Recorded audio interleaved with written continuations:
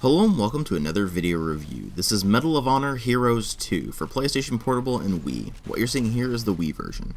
This is a first-person shooter, the sequel to Medal of Honor Heroes, which was the PSP exclusive title in this series that I will not be taking a look at, and it is of course the 12th game in the Medal of Honor series. It was developed by EA Los Angeles for the PSP and EA Canada for the Wii, and published by Electronic Arts in 2007. In fact, it was released about 6 months after Medal of Honor Vanguard, which, if you saw my review of that, which I hope you have if you're watching this video, currently holds my record for being the lowest scored game in the entire Medal of Honor series. But this is of course a video about Heroes 2, which touts having 32-person multiplayer that you can't play anymore. You see, EA shut the servers down for the multiplayer in 2011, so this is really just going to be a review of what you can actually play, which is the single player. Which is ironically what people in Australia would be able to play to begin with, because it turns out that the multiplayer functionality was removed entirely from the Australian version, and nobody seems to know why.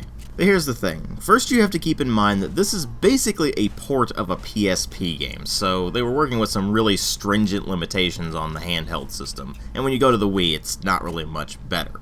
It is a first-person shooter on the Wii, which means that the controls are inherently, objectively a problem. The nunchuck and the Wiimote are just awful options for first-person shooter controls. They are clumsy, they are awkward, and the insistence that every developer seems to have on throwing motion controls into the mix just automatically makes playing first-person shooters on the Wii something of a chore compared to playing them on other consoles, or especially PC. But with those things in mind, how is Medal of Honor Heroes 2? Is it actually better than the previous Wii release, which was Vanguard, which is the worst game in the series so far? Or is it actually worse than that?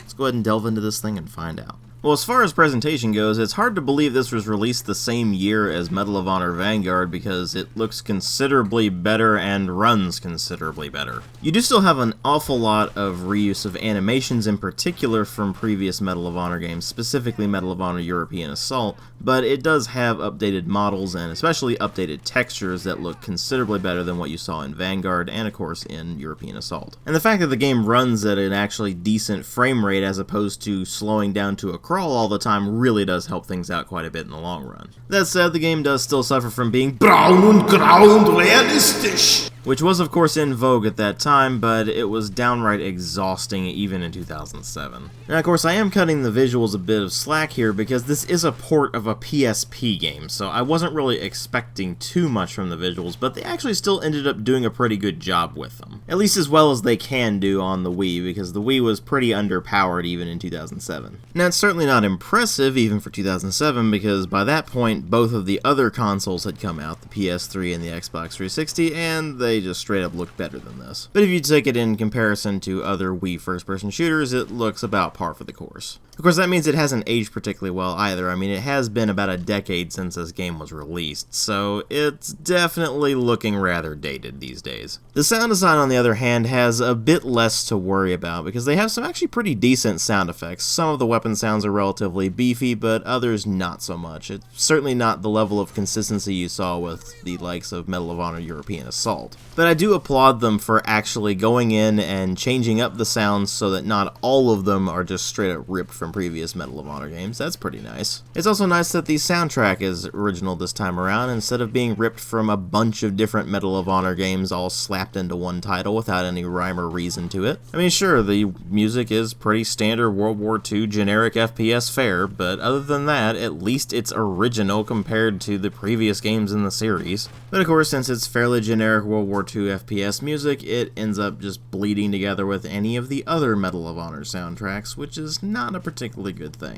And then of course there's the voice acting, which is competent. Nothing more, nothing less. It functions well enough for what it sets out to do, but there's nothing in there that's going to get you more attached to the characters or the story, because those aren't really a focus in this thing. And while none of the performances end up being outright bad, you can really tell that a lot of the actors were not given a lot of direction with this thing, and it ends up just kind of being bland and uninteresting as a result. But of course, what really matter here are the story and the gameplay, and the story in this is that you play as Lieutenant John Berg, who is a member of the OSS who is sent in under cover of being with the Rangers during the Battle of Cherbourg. Of course, that's not what he's really there for. He's really there to hunt down this secret superweapon that the Nazis are developing. because they couldn't come up with anything more interesting than that, of course. And as you would expect, it's the same old tired crap that you've seen before whenever you've seen any World War II shooter where there's some secret weapon in development. He infiltrates, he finds intel on the device, and then he ultimately tries to sabotage their efforts to develop and deploy the device. There is no nuance to it, it's just the same old tired crap you've done 1,000 times before, it seems. Of course, when you actually jump into the game itself, you find that the story isn't really all that involved. It's just background information to give you context for what you're doing and why you're doing it. Now, what they really put their emphasis on was the gameplay itself, which is a fairly standard World War II shooter. 2-weapon limit, regenerating health, iron sights, of course it's very linear as well, and you have numerous moments where it has to create a sort of set piece where it gives you a certain item or a certain objective that you need to complete in a specific way. To give you some examples, they give you a sniper rifle at one point, and then you have to sit up there picking off enemies until eventually it says, okay, you're done. Or, for example, there's a moment where you have to destroy 2 anti-aircraft guns, and you use a cannon to destroy them, because that seemed cool, I guess. But the thing is, even when they try to give you different specific objectives and have you complete them in specific ways, it's still the same kind of stuff you've done in many, many other World War II shooters. But really, there's a distinct lack of variety throughout the game. You're always just running around shooting a bunch of enemies in the face with whatever gun you happen to have equipped at any particular point, and then you move on to the next area, you repeat the process, and maybe you interact with something, and maybe you use a cannon or a Panzerschreck or something like that to destroy a structure. It's all rather bog standard Medal of Honor fare. And in fact, there's only 2 things that they do in this that you don't see in other games. The first of them is that it's a Wii game, therefore it has to have motion controls. Now, to be fair, the motion controls do work quite a bit better than Vanguard's did, but that's really not saying much. To give you an idea of what you're dealing with, obviously you have the things that make sense. Things like flicking the Wiimote to throw a grenade whenever you have those equipped. Or things like zooming in or out by moving the Wiimote closer or further from the screen, which is really not very intuitive. But then there's other things that might leave you a bit confused, like, for example, having to actually dial in radios, where you have to turn the Wiimote in different directions in order to actually tune the radio to whatever frequency you need to in order to receive the message from command. Or my personal favorite for something that's kind of awkward, the Panzerschreck controls, where you hold the Wiimote backwards on your shoulder as if you're holding the launcher tube on your shoulder, and then you use the nunchuck, the control stick on the nunchuck, in order to actually aim the thing. And then you fire using the normal trigger button that's on the Wiimote. The problem is that when you switch back over to actually wanting to run around with machine guns or rifles or whatever it may well be, then it actually causes the screen to spaz out a bit, because now it's like, oh hey, you're actually coming back on the screen now. Let me just go ahead and adjust this the way that you brought it back on the screen, which is to say it'll flick to one direction or another.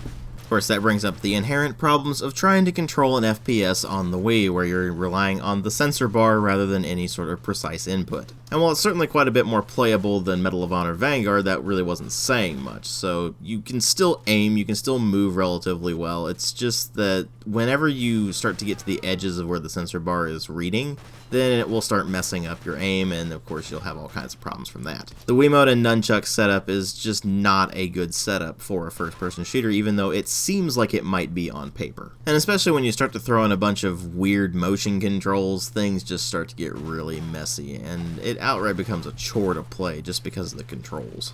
But even if the game did have the ability to use a normal gamepad, you'd have the problem of it just being a mind-numbingly generic World War II shooter. It's linear, it has regenerating health, it has a 2-weapon limit, and of course you have to aim down your sights to get any real degree of accuracy out of your shots. Rather standard fare in that regard, although the gunplay ends up being rather annoying because the damage modeling is horrendously inconsistent. Now, I've mentioned before that consistency is something that is very important for a first-person shooter. If you shoot an enemy in the head and it tells you that you're going to get a headshot, then it better well drop the enemy pretty much instantly like you expect it to.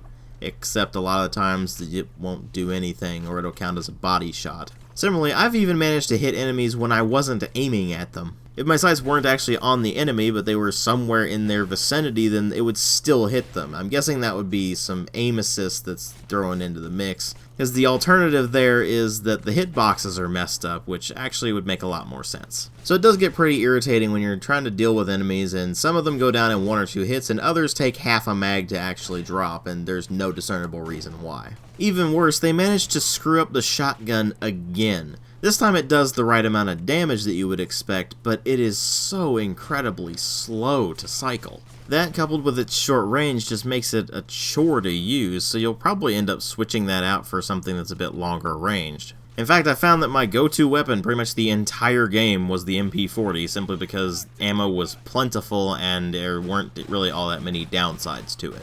Now, the only downsides it really had were that it was a more medium to short range weapon, so the idea is to get a longer range weapon like a rifle in order to pick off enemies at a longer distance. The thing is that most of your engagements in this game are going to be at medium or short range, so you don't really have to worry about the longer range options too much. It's just handy to have one ready just in case you need it later. But other than that, there's really no strategy to the combat. You just run around, you shoot enemies until they fall over, and then you just move on to the next area. And with the really inconsistent damage modeling and some of the weapons not handling very well, that just makes the combat incredibly tedious. Especially when you factor in the AI, which is pretty bad across the board. Both allies and enemies will have problems actually hitting each other, but for some baffling reason the enemy is always really good at actually hitting you. And by baffling, I mean it makes perfect sense because they had to make the game hard somehow, right? Thing is, it never really becomes difficult. It becomes annoying when the enemy can pick you off from half a mile away with an MP40, but there's ways to deal with it. Now, all it really does is bog the game down because you find out very quickly that the game is really stingy on its checkpoints, meaning that you don't want to have to reload a checkpoint. I did actually run into an instance where I lost about 20 minutes of gameplay because I happened to get caught out into the open by about 4 dudes at once. This ultimately ends up encouraging you to play the game even more slowly than you normally would, which just drags everything down into mind-numbing tedium. So while the campaign does end up being better than Vanguard's, ultimately that just means that it's boring instead of infuriating. Now, I mentioned before that this game has 2 particular aspects that set it apart from other World War II shooters out there. One of them was the motion controls, the other one is the arcade mode,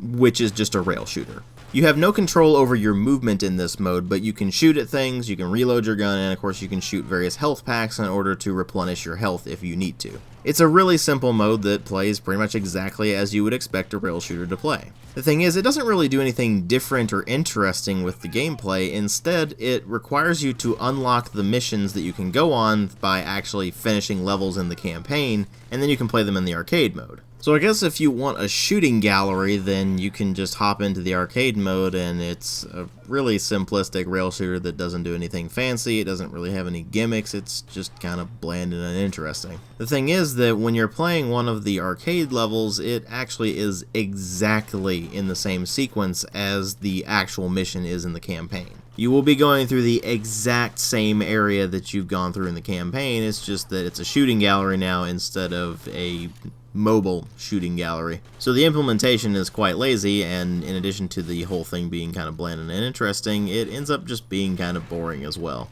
And that's really the operating word I would use to describe all of Medal of Honor Heroes 2. It's boring. It's the same kind of crap you've done in just about any other World War II shooter out there, and it's not really done with any real degree of finesse. Sure, it's quite a hell of a step up from Vanguard, but that's not saying much. And ultimately, Medal of Honor Heroes 2 ends up just being mediocre. It's boring, it is uninteresting, and you can safely avoid it, especially now that the multiplayer's dead, because they shut down the servers, and now there's not even that to try to spice things up. Instead, you just have a by-the-numbers World War II FPS with really clunky controls, and that's just not worth it.